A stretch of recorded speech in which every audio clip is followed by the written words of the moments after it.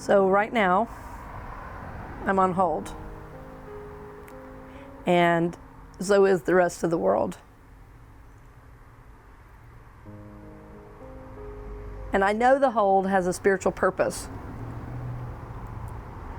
But I have a lot of compassion for what's going on, especially in the hard-hit areas.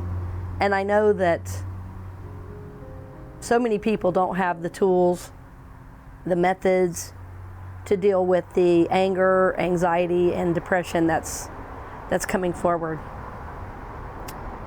And this is a very difficult place to be. Even if we're not directly impacted in the sense of having the illness, each of us is really impacted right now. And what I know to be true is that there's more happening than the coronavirus. And what I mean is that this containment that we're all in really has a spiritual purpose. And that purpose is to wake up and stop the madness and, frankly, to do the work of our soul. The containment is really about soul searching and healing.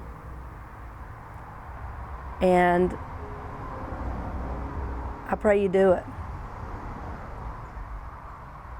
And if you need help, I'm here.